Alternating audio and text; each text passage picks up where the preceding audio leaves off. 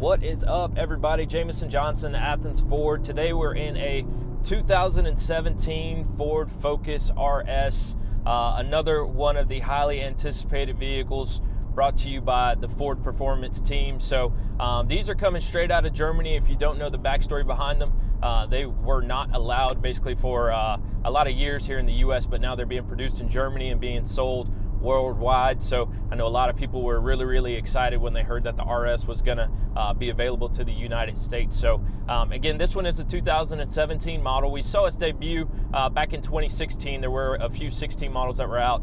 This one is a 17, so it's the RS2 package. The RS2 package is basically going to be fully loaded, every single option that you can get. The Recaro seats, heated seats up front, Brembo brakes, the moonroof, heated steering wheel. I mean, this car has just about every single option that you would want in a performance vehicle like this. So performance-wise, it's got 350 horsepower, which is best in class for the hatchback, and also 350 pound-feet of torque. So it's a very peppy car.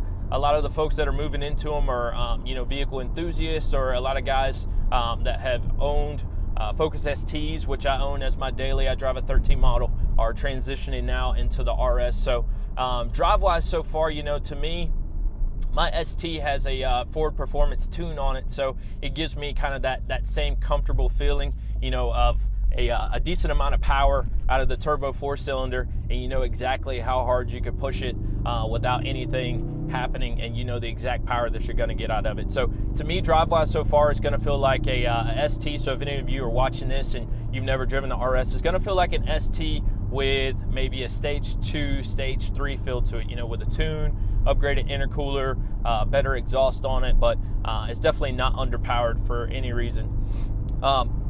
More with the hype behind the car. I mean, it's all-wheel drive platform from Ford. It's got dynamic torque vectoring, which if you don't know what that is, basically when you're driving the car, the vehicle is going to be able to distribute the power differently. So it'll be able to distribute the power to the front wheels, to the rear wheels, and also from left to right. So if you're going into a corner, that's going to help you with the understeer, so you'll still be able to give it full power through the corners without losing traction there. And again, that's through a torque vectoring system. So the vehicle is going to be able to send 70% of the overall power to the rear wheels, and then from there, there's a module set up with electronic clutches that could then send 100% of that power to either the right wheel or the left wheel, depending on which wheel the vehicle feels needs the most power, based on obviously which way you're taking a curve, whether it be left or right. So a few different drive modes on here as well, which is pretty cool. There's a normal mode.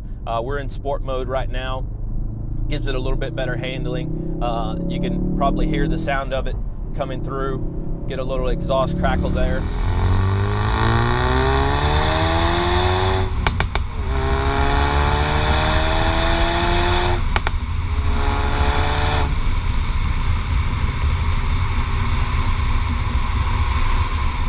Which I love. There's also a track mode, obviously track only. It'll take the traction control completely off. And then also a drift mode, which a buddy of mine and we were talking about this earlier. We were like, how did Ford get away with putting a drift mode in one of their 4-cylinder hatchbacks? So I don't know the full story behind it, but hats off to Ford for being able to pull that off. I guess they're just hoping that anybody that owns a car would would use it in a smart way and obviously be safe when you're trying it out. So again, you can go through, there's a button right here right beside the shift knob, and you're going to be able to push it and go through all of the different drive settings, whether it be sport, the drift mode, track mode, or normal mode. Heated steering wheel. The steering wheel is awesome as well. It's going to be leather wrapped, has a slight perforation on the outside sections here, and also a flat bottom, so really nice feel, obviously, that you would want in a sports vehicle. Exterior wise, part of the thing that I love about this car is the grille up front. There's a lot of different downforce capable exterior modifications that were done, from the front grille to the rear diffuser, and also the pretty cool spoiler that's on the back. So it's going to allow you to really grip the road and almost give you zero lift in the car.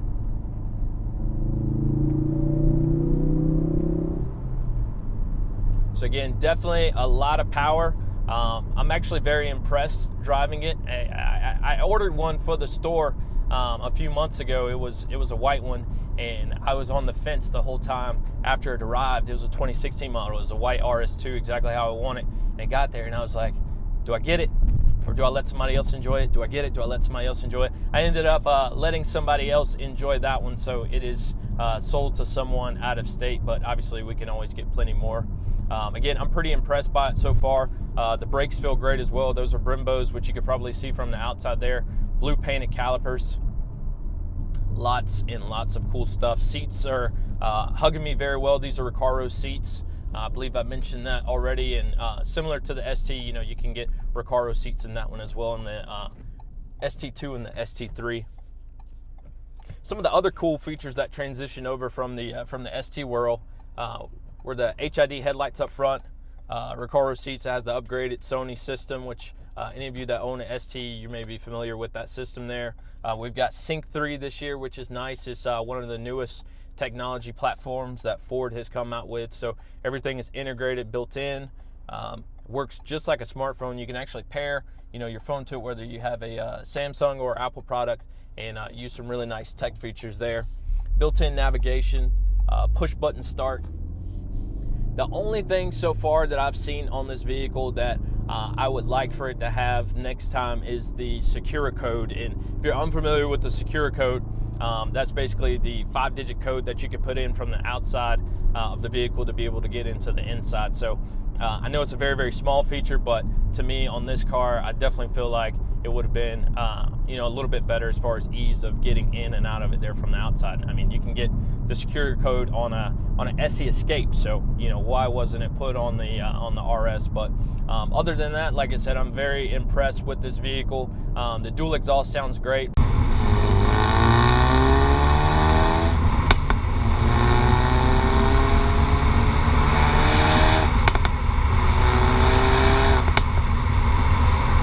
Really good sound. Like I said, you can get a few crackles there from the exhaust, nice few pops, depending on which mode that you're in. I think it does it a little bit more in the sport mode than the normal mode. So overall, very impressed. If you're interested in this vehicle, definitely give me a shout. As always, you can email me, jjohnson@athensford.com. Reach out to me there. I reply back to my emails personally. You can also connect with me on different platforms. I'm on Facebook a lot, and just first name on there, Jamison Johnson. You can search me pretty easy, and also Jamison Johnson at Athens Ford. So thank you for joining. Be sure to give me a thumbs up for the like. If you haven't subscribed already, be sure to go ahead and subscribe. We're going to bring you videos very often, and most of them are performance vehicle driven. So if you like your performance cars and also the Ford line, definitely go ahead and give me a thumbs up and subscribe. So thanks again for watching. I'll see you on the next review. Have a good day.